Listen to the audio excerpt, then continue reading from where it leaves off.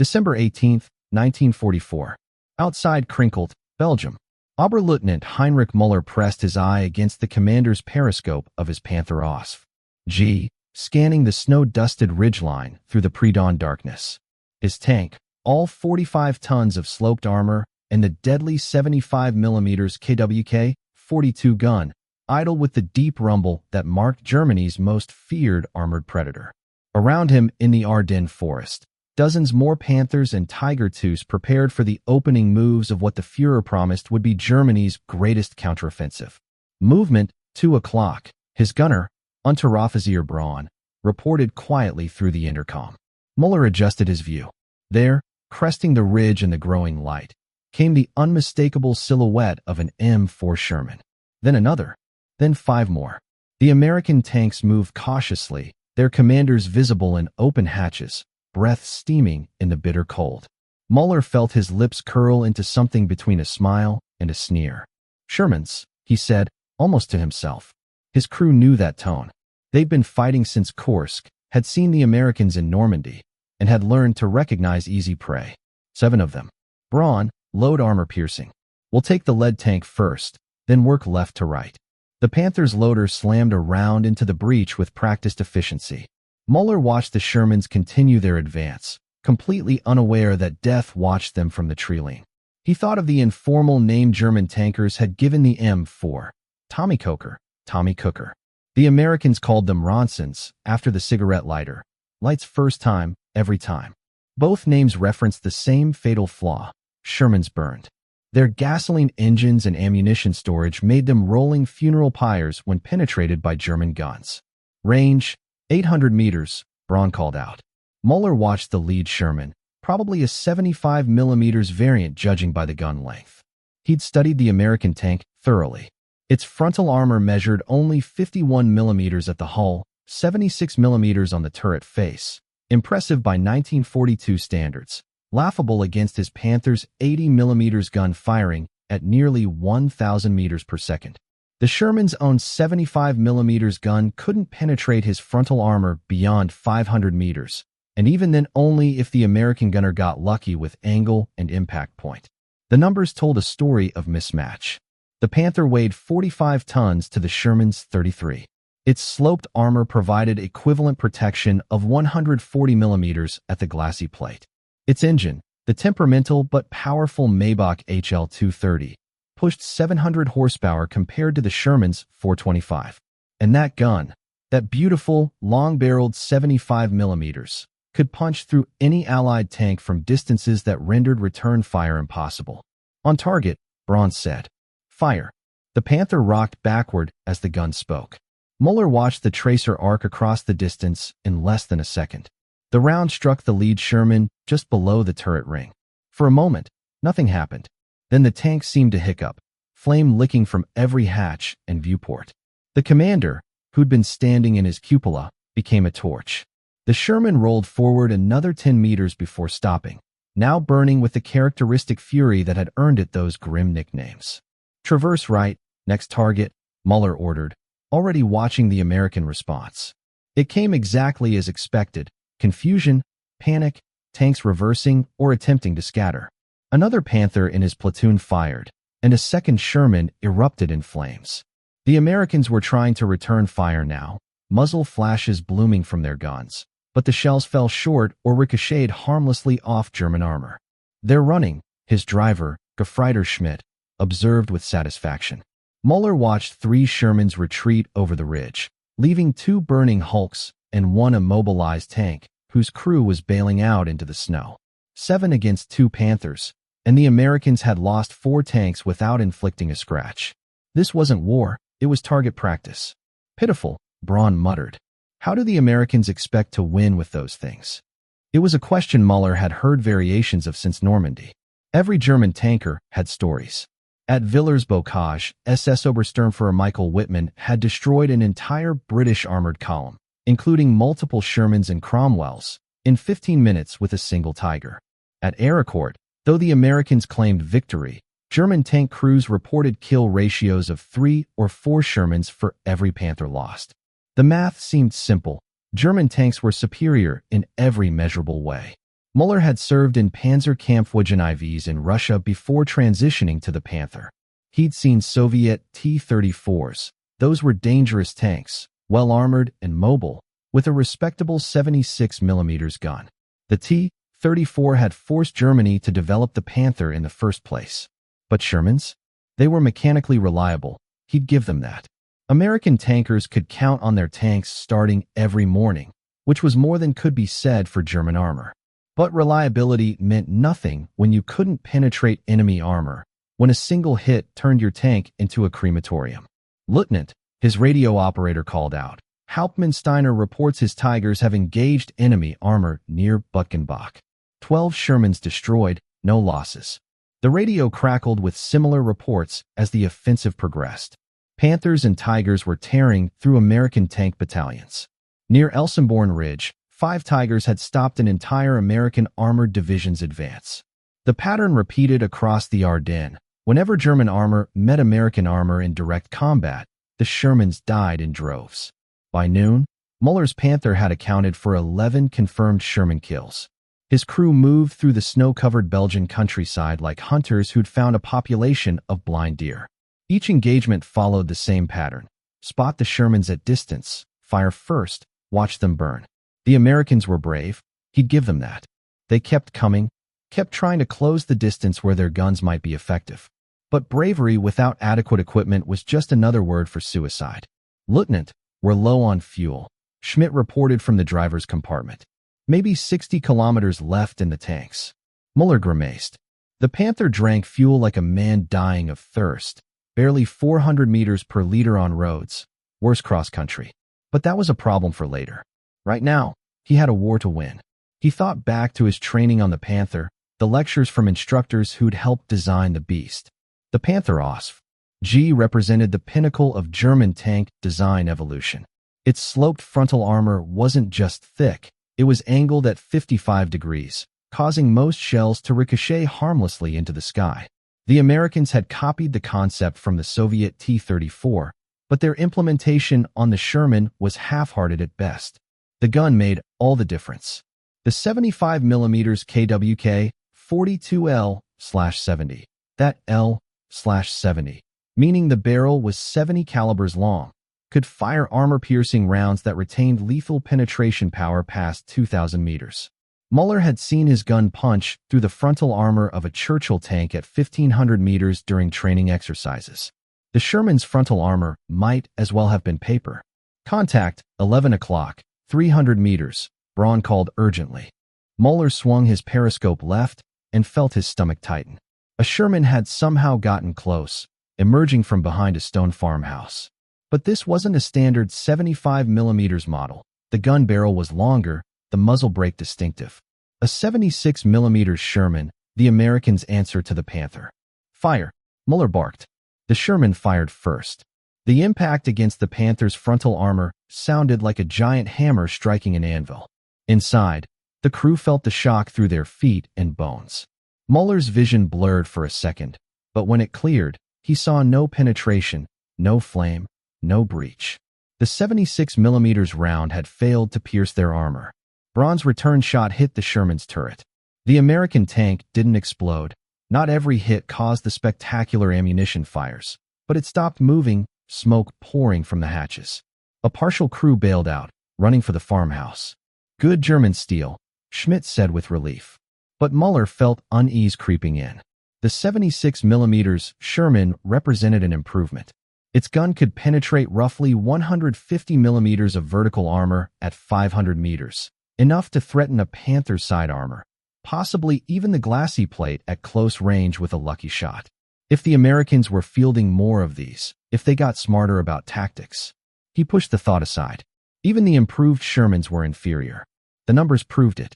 A Tiger Eye's 88mm gun could penetrate 165 millimeters of armor at 1,000 meters. A Tiger II, the Königstiger, boasted frontal armor exceeding 180 millimeters and a gun that could kill any Allied tank from 2 kilometers away. Just last week, Müller had witnessed a single Tiger II destroy 9 Shermans in a roadside ambush near Bastogne. The American tanks had frantically tried to flank, to find the Tiger's weaker side armor, But the German commander simply rotated his turret and picked them off one by one. The reports from other fronts told the same story. In Italy, a single Tiger, named Tiger 131 before its capture, had shrugged off dozens of Sherman rounds during one engagement. In Normandy, Hauptsturmführer-Wittmann's Tiger had become a legend after destroying 27 Allied tanks in a single day. The technical superiority was undeniable, measurable, proven in blood and burning metal. By mid-afternoon, Müller's company had pushed 10 kilometers into American lines. Behind them lay the smoldering wrecks of 37 Sherman tanks. The offensive was succeeding beyond initial projections. German radio operators intercepted American communications, panic calls for reinforcements, reports of entire tank platoons annihilated, officers requesting permission to withdraw. "They're breaking." Hauptmann-Steiner's voice came over the radio. "We've cut through their armor like it's training cardboard. If we keep this pace, we'll reach the Meuse River by Christmas." Müller allowed himself a moment of satisfaction. Perhaps this offensive would work. Perhaps the Americans would sue for peace once they realized their industrial might meant nothing when it produced inferior weapons. 1,000 Shermans couldn't defeat 100 Panthers if those Shermans couldn't penetrate Panther armor.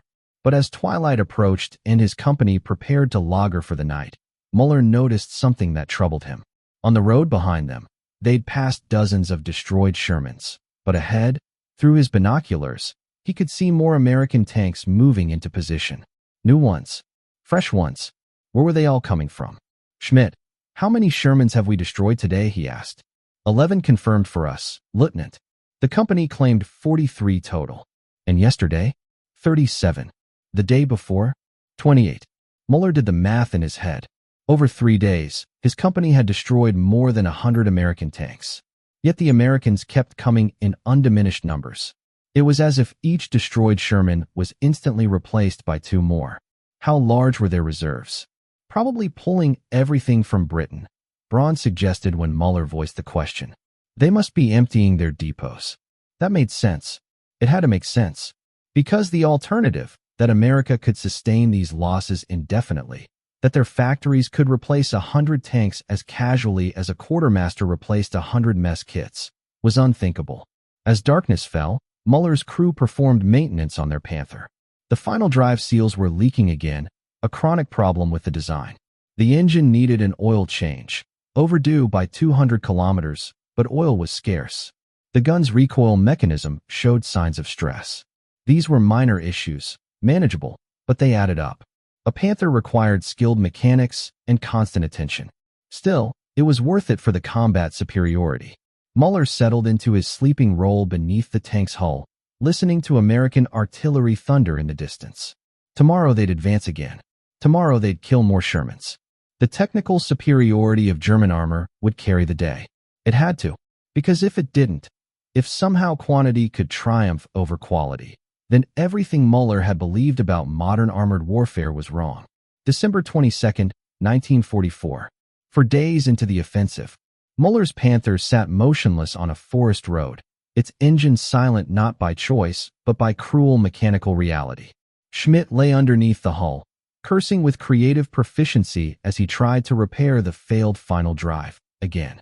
The same component that had been leaking 4 days ago had now seized completely, leaving 45 tons of sophisticated German engineering as useful as a stone monument. "How long?" Müller asked, knowing he wouldn't like the answer. 6 hours if we had the parts, Lieutenant." "We don't have the parts." Schmidt emerged from beneath the tank, his face smeared with grease and frustration. "The bearing assembly is completely destroyed. We need a replacement from depot, or we need to cannibalize another Panther." Müller looked down the road where 2 other Panthers from his company sat disabled. One had thrown a track. The interleaved road wheel design that gave the Panther's superior cross-country performance also meant that frozen mud could jam the entire system. The other had suffered engine failure, the Maybach's delicate temperament finally giving out after being pushed beyond its operational limits. 3 Panthers. 3 of the most fearsome tanks in the world. Defeated not by American guns, but by their own complexity. There, Braun pointed to a knocked-out Panther from another unit, victim of an artillery strike the previous day. "We can pull parts from that one." It took them 3 hours. 3 hours of back-breaking work in sub-zero temperatures. 3 hours during which they were vulnerable to American air attack, 3 hours that should have been spent advancing. When they finally got the Panther operational again, Müller checked his fuel gauge and felt his stomach sink. Less than a quarter tank remained, barely enough for 30 kilometers of road march. Fuel trucks are supposed to meet us at Lignaville, his radio operator reported. Hauptmann-Steiner says they're 2 hours behind schedule due to American air attacks on the supply route. 2 hours. 2 hours sitting stationary while the offensive momentum bled away. Müller watched a column of infantry march past, their faces hollow with cold and exhaustion.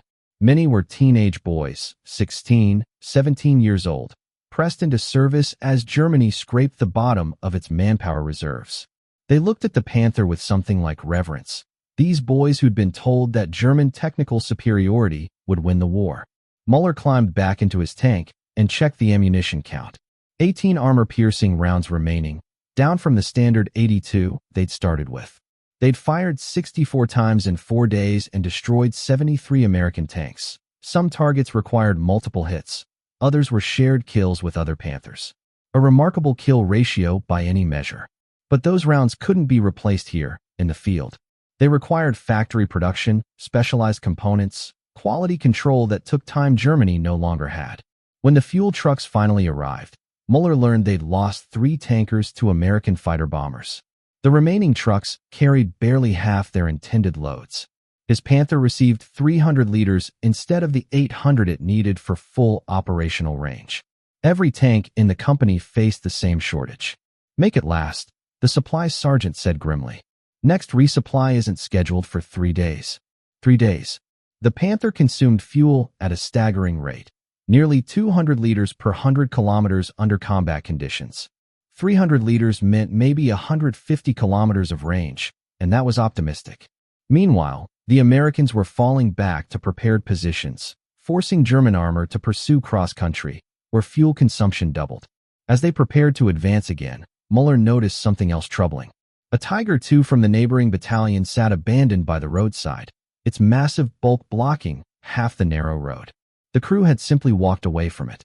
Müller pulled alongside and called to an infantry officer coordinating traffic. "What happened to the Tiger?" "Transmission failure," the officer replied with barely concealed disgust. "Third one this week in that battalion. Can't be repaired in the field. Engineers will have to come back with a recovery vehicle, if we have fuel to spare for recovery operations." Müller stared at the abandoned King Tiger. It represented the absolute pinnacle of German tank design. Frontal armor that no Allied gun could penetrate, an 88mm gun that could kill anything on Earth, 70 tons of Krupp steel, and German engineering excellence. And it sat there useless, betrayed by an overstressed transmission that had been a known weakness since the design phase. The Americans didn't build tanks like the King Tiger. They couldn't. Their factories lacked the precision machinery, their engineers lacked the sophistication. But American tanks started every morning. American tanks didn't need 6 hours of maintenance for every hour of combat. American tanks could be repaired by ordinary mechanics with ordinary tools. By late afternoon, Müller's company had advanced only 8 kilometers, compared to 20 kilometers the first day. Not because of American resistance, but because they'd lost more tanks to mechanical failure than to enemy fire. His battalion started the offensive with 42 Panthers. 29 remained operational. Of the 13 lost, 8 had been abandoned due to mechanical breakdowns or lack of fuel. "Lieutenant," radio message from division headquarters, his operator called. "All units are to consolidate and prepare for renewed offensive tomorrow. They're promising fuel and ammunition resupply tonight." Promises. Müller had heard many promises since 1939. He'd been promised air superiority over France and watched the Luftwaffe wither. He'd been promised victory in Russia and watched hundreds of thousands freeze to death outside Moscow. He'd been promised wonder weapons that would turn the tide and seen precious resources wasted on experimental projects while frontline units went without basics.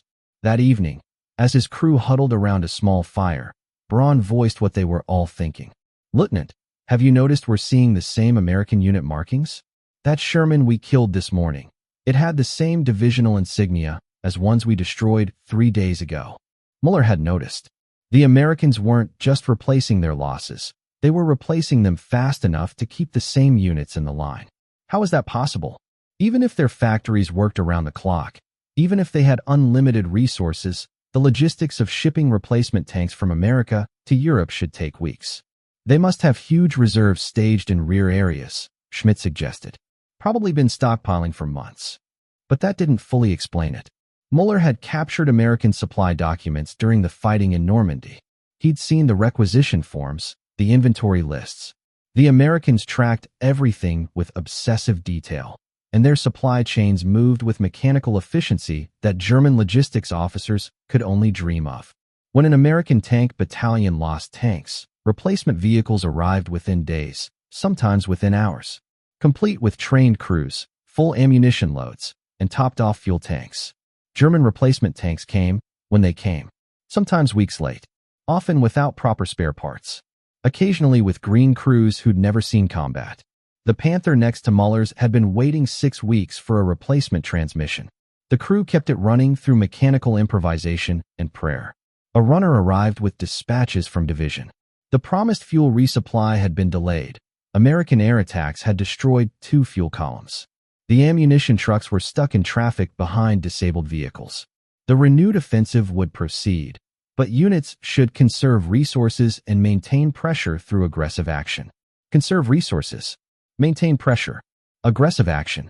The words of commanders who were running out of everything except empty phrases. Müller looked at his Panther, at its thick armor and powerful gun, at the engineering excellence that made it superior to any American tank in direct combat. But that superiority meant nothing if the tank couldn't move, couldn't shoot, couldn't be repaired when it inevitably broke down under the stress of combat operations. For the first time since the offensive began, Müller felt a cold certainty settle in his chest. They were winning every battle and losing the war. Each destroyed Sherman was replaced.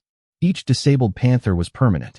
The Americans could afford to trade 3 Shermans for 1 Panther, because they had 6 Shermans waiting to replace the 3 lost, while Germany had 0 Panthers waiting to replace the 1. January 3, 1945. Wiltz, Luxembourg. The offensive had stalled.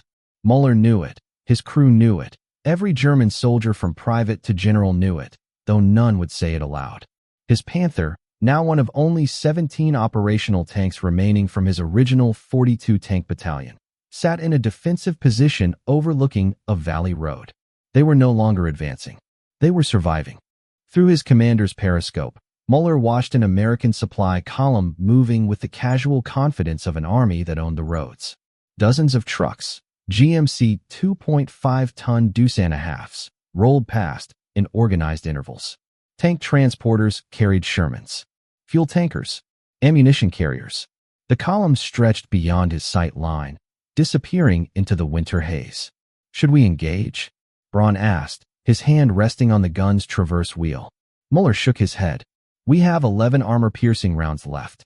We save them for tanks, not trucks." The words tasted bitter. 2 weeks ago, he would have called in artillery or air support to destroy such a tempting target.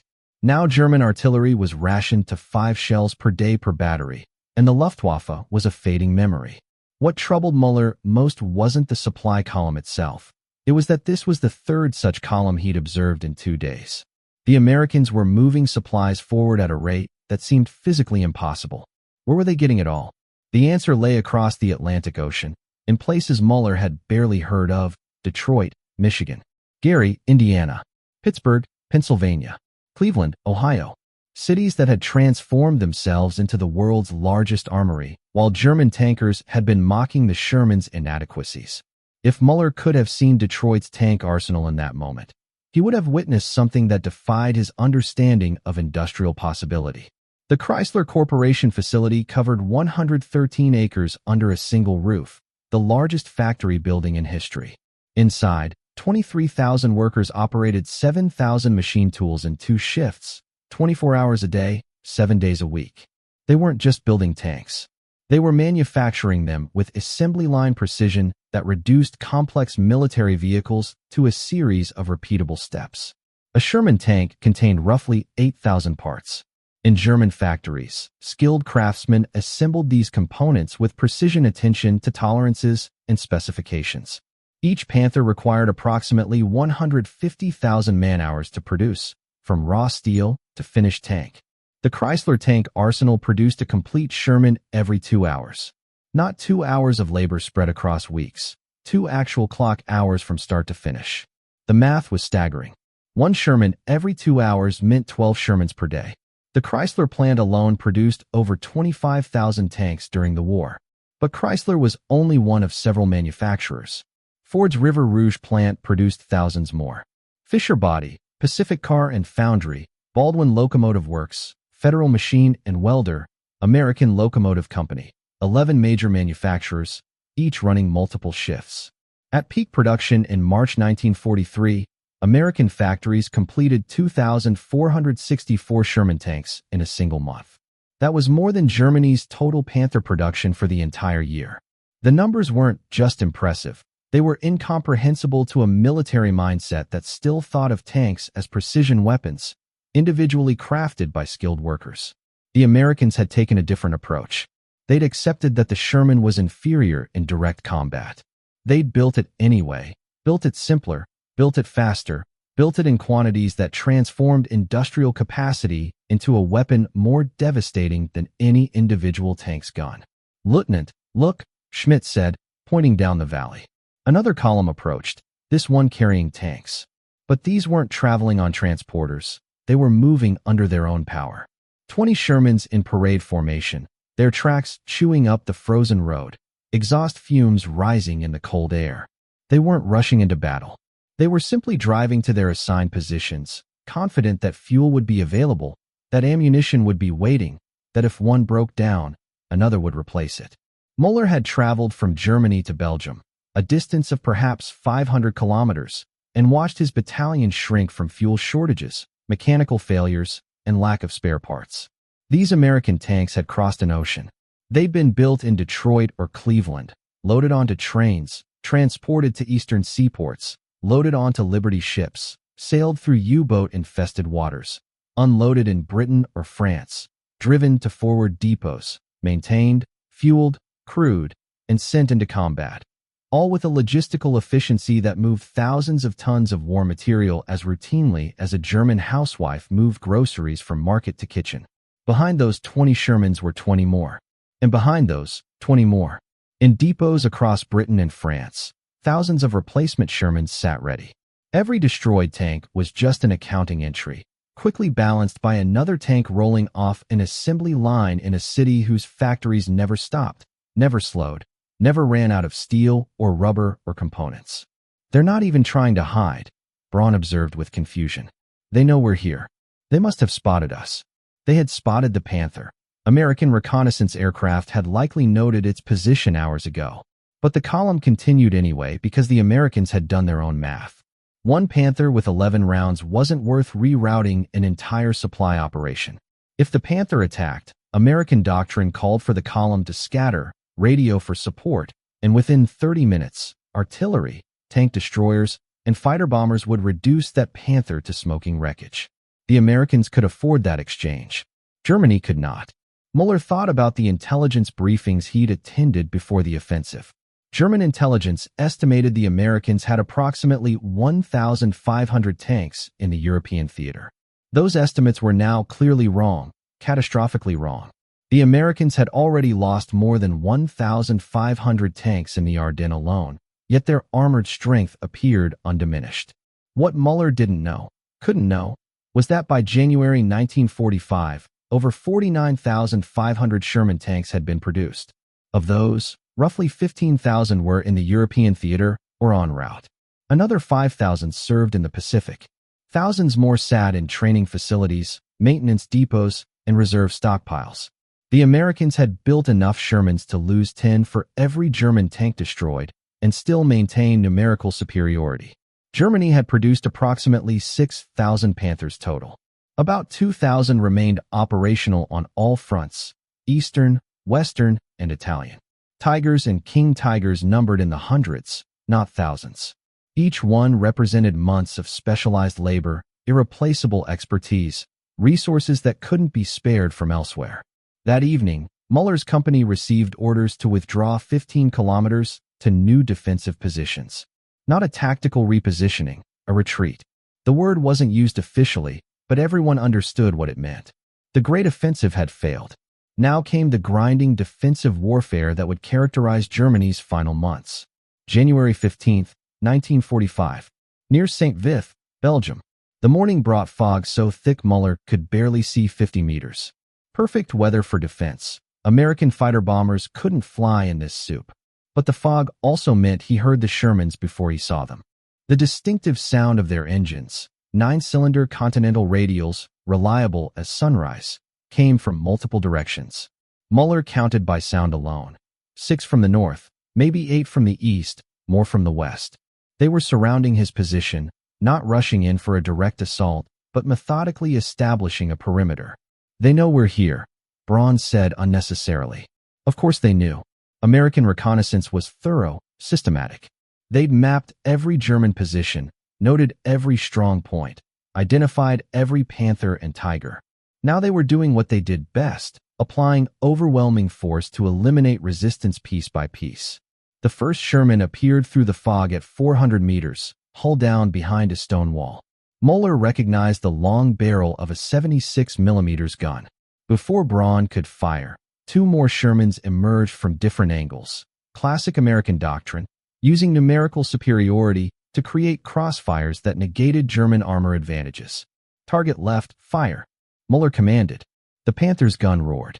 The leftmost Sherman took the hit on its frontal slope and shuddered to a stop, smoke pouring from the engine deck. Not a catastrophic kill, but a mobility kill. Good enough. But before Braun could reload, all 3 remaining Shermans fired simultaneously. One round ricocheted off the Panther's mantlet with a sound like God's anvil. Another hit the glassy plate and deflected high. The third struck their right track, and Müller felt the entire tank lurch as the track separated. "Track hit. We're immobilized," Schmidt yelled from the driver's position. Immobilized. The word carried death sentence weight. A mobile Panther could fight or flee. An immobilized Panther was a stationary target for every American gun in range. "Traverse right. Engaged at 76. Müller barked. Braun fired. Another Sherman died, its turret blown half off the hull ring. But now 4 more appeared through the fog, and these were different. Smaller, lower profiles, and moving fast. M18 Hellcat tank destroyers, mounting the same 76 mm gun, but on a lighter, faster chassis. They split up, racing to flank positions where even the Panther's sloped armor couldn't save it. "Left side, 2 Hellcats, 300 meters, the radio operator screamed. Müller knew they had seconds. The Hellcat's guns could penetrate his side armor at this range. Braun was already traversing, but they couldn't turn fast enough to engage multiple targets from multiple angles. "Abandon tank," Müller ordered. "Out, out, out." His crew didn't hesitate. They'd drilled this maneuver 100 times. Schmidt and the radio operator dropped through the floor hatches. Braun and the loader went up through the turret. Müller followed, grabbing the machine gun and a satchel of ammunition as he went. He hit the ground just as a 76 mm round penetrated the Panther's side armor with a distinctive cracking sound. Then another. The tank didn't explode. The ammunition was stored low in the hull, protected, but smoke began pouring from every opening. His Panther, which had killed 91 American tanks in 6 weeks of combat, was done. Müller and his crew ran for a nearby tree line. Machine gun fire from the Shermans kicking up snow around their boots. They made it to cover and kept running, joining a stream of German infantry also falling back. Behind them, the Shermans didn't pursue. They didn't need to. They'd eliminated the Panther, which had been their objective. American doctrine didn't call for heroic charges or reckless pursuits, just methodical, systematic destruction of German combat power. Over the next week, Müller watched the American method play out repeatedly. They never sent a tank alone, never attacked without artillery preparation, never engaged without air support once the weather cleared. And most importantly, they never seemed to run out of tanks. His battalion was reassigned to defend a crossroads near Hofeleis. Müller, now without a tank, served as a forward observer for the remaining Panthers. On January 18th, he watched an American attack develop with textbook precision. First came the artillery, 30 minutes of systematic bombardment that forced German infantry into their bunkers.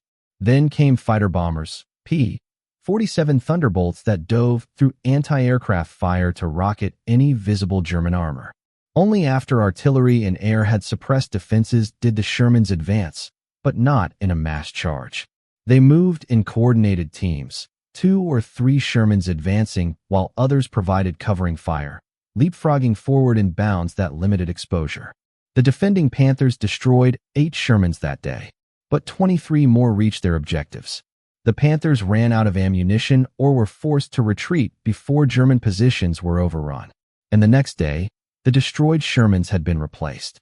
Müller watched recovery crews tow them away with the same casual efficiency they'd shown supplying forward units. Damaged tanks went to repair depots. Destroyed hulks were stripped for parts. Crews from destroyed tanks received new Shermans within 48 hours. German losses were permanent. When a Panther fell, that was 1 fewer Panther in the entire German army. Replacement tanks came in dribs and drabs. 3 here, 5 there. Never enough to restore units to full strength. Experienced crews were even harder to replace. Müller's battalion, which had started the offensive with 42 tanks and 210 trained tankers, now fielded 9 operational tanks crewed by a mix of veterans and teenagers who'd received 6 weeks of training instead of the standard 6 months. "It's like trying to empty the ocean with a bucket," Braun said one evening as they watched another American supply column roll past unmolested. "We kill 10, 20 comes. We knock out a dozen, 30 appears. Where the hell are they all coming from?" Müller didn't answer, but he finally understood.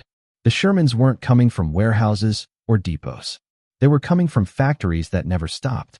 Every day, American assembly lines produced another 100 tanks.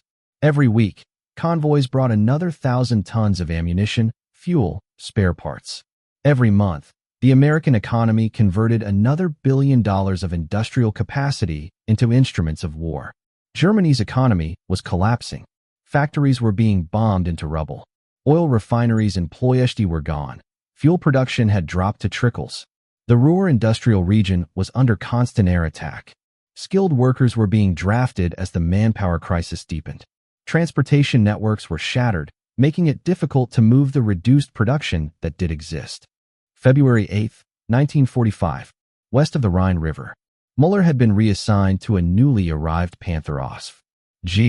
One of the last to roll out of German factories before Allied bombing reduced production to a near standstill. The tank smelled of fresh paint and cosmoline, and its crew consisted of himself, Braun, who'd survived with him, and 3 replacements who looked barely old enough to shave. The new loader, a boy named Hans who claimed to be 18 but was probably 16, had never seen combat. The radio operator had 2 weeks of training. The driver had experience, on tractors, not tanks. Müller had gone from commanding one of the most elite armored units in the Wehrmacht to babysitting children in a war that was already lost. "Contact, 12 o'clock, 800 meters, Braun reported. Multiple Shermans advancing in line. Müller counted 9 tanks moving across an open field in a formation that would have been suicide 6 months ago. But these Americans had learned. They moved with infantry support, half-tracks trailing behind. Artillery fire was already falling on suspected German positions. 2 P-47s circled overhead, ready to dive on any German armor that revealed itself. "Engage lead tank," Müller ordered. Braun fired. The lead Sherman took the hit on its frontal armor and stopped, smoke pouring out. The crew bailed immediately. American doctrine emphasized crew survival over tank preservation. Better to lose a tank than train tankers. But the moment Müller's Panther fired, everything fell on them. Artillery shifted to their position. The remaining 8 Shermans maneuvered to flank. The P-47s rolled into attack dives, their distinctive silhouettes growing larger against the gray sky. "Reverse. Get us into cover," Müller shouted at the young driver. The boy panicked, stalling the engine. Precious seconds evaporated as he fumbled the restart procedure. A rocket from a P-47 struck 30 meters away, showering the Panther with frozen dirt and shrapnel. Machine gun rounds sparked off the turret armor. The engine finally caught. They lurched backward into a tree line just as 76mm rounds from multiple Shermans converged on their previous position. One shell clipped their engine deck, and warning indicators lit up across the driver's panel. "Engine temperature critical," the young driver yelled, his voice cracking with fear. Oil pressure dropping. They'd been in combat for 90 seconds and were already crippled. Müller made the calculation instantly. They could stay and die, or retreat and possibly save the tank and crew for another day. There was no honor in pointless death. Fall back to secondary position, he ordered. Maximum speed. The Panther limped away, trailing smoke, while 9 Shermans methodically advanced to occupy the ground they'd abandoned. The Americans didn't pursue the damaged German tank. Why would they? They owned the battlefield. Tom was on their side. That evening, Müller attended a meeting of company commanders at battalion headquarters, a farmhouse basement lit by candles because fuel for generators was reserved for critical operations. The battalion commander, Major Hoffman, looked 20 years older than his actual age of 38. "Gentlemen, our situation is straightforward," Hoffman said without preamble. "We have 14 operational tanks. The Americans opposite us have at least 80, possibly more. Intelligence reports they receive replacement tanks faster than we can destroy them." He let that sink in, then continued. "Our mission is to delay their advance to the Rhine. We are not expected to stop them. That's impossible with current resources. We delay. We trade space for time. And we do it efficiently." Efficient. A sterile word for calculated retreat, for accepting that every engagement would cost German tanks they couldn't replace, while inflicting losses the Americans would replace within days. New doctrine from Army Group, Hoffman continued. "We no longer engage enemy armor unless we have at least 3-to-1 superiority, 3 of our tanks for every one of theirs. We ambush, shoot, and displace before they can return fire effectively. No heroic last stands. No defending positions to the last tank." Müller understood the mathematics. A Panther could kill 3 or 4 Shermans in ideal conditions, from ambush, with good visibility, at range where German guns were effective and American guns were not. But ideal conditions rarely existed. Most combat happened at ranges where Sherman guns could penetrate Panther side armor. Most engagements involved air support and artillery that negated German armor advantages. And most importantly, the Americans had learned to avoid fair fights. Question, Herr Major, a young lieutenant asked. "If we're only engaging with 3-to-1 superiority, and they have 80 tanks while we have 14, when do we ever engage?" Hoffman's expression answered the question before his words did. "Exactly, Lieutenant. We're not here to win battles. We're here to make them pay for every kilometer while the fatherland prepares other defenses." Other defenses? Müller knew what that meant. Nothing. There were no secret wonder weapons coming. No miraculous counteroffensive. No diplomatic solution. Just desperate old men in Berlin issuing increasingly delusional orders while the Reich burned.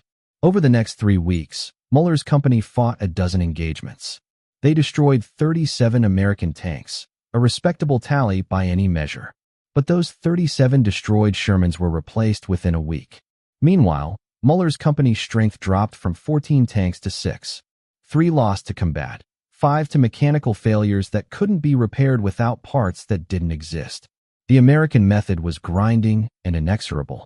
They advanced with overwhelming force, accepted casualties that would have broken a German unit, and kept coming because the casualties didn't matter. For every American tank destroyed, 2 more appeared. For every American tanker killed, 3 fresh crews arrived from training centers in Texas or California or North Carolina. Müller captured an American tanker in late February, a sergeant from Ohio whose Sherman had thrown a track during an advance. The man seemed almost embarrassed to be captured, as if mechanical failure was more shameful than combat defeat. "How many tanks does your division have?" Müller asked during the initial interrogation. The sergeant shrugged. "Hell if I know. We started with maybe 200. Lost about 60 since December. Still got over 200. That's impossible. You can't have more tanks than you started with after losing 60. Replacements, Jerry. They show up every week like clockwork. Sometimes they bring so many the motor pool doesn't have space. We got Shermans parked in every barn from here to Paris." Müller dismissed this as exaggeration or psychological warfare. But 2 days later, his company observed an American tank depot during a reconnaissance patrol. Through binoculars, he counted over 100 Shermans in various stages of maintenance and preparation. This was just one depot, supporting one core sector. How many such depots existed across the entire front? The captured sergeant had mentioned something else during interrogation, something that stuck with Müller. You guys build good tanks, no question. That Panther is a hell of a machine. But we build enough tanks. And enough beats good when you got the numbers we got. The American captain gestured to his men, who began searching Müller and his crew professionally, but without hostility. MPs arrived in a truck to process the prisoners. As they waited, Müller watched more Shermans roll past, an endless procession that seemed to have no beginning and no end. How many? Müller asked quietly. How many tanks did you build? The captain glanced at him. Shermans? I heard somewhere north of 50,000. Could be more by now. 50,000. The number was incomprehensible. Germany had produced 6,000 Panthers total and considered that a major industrial achievement.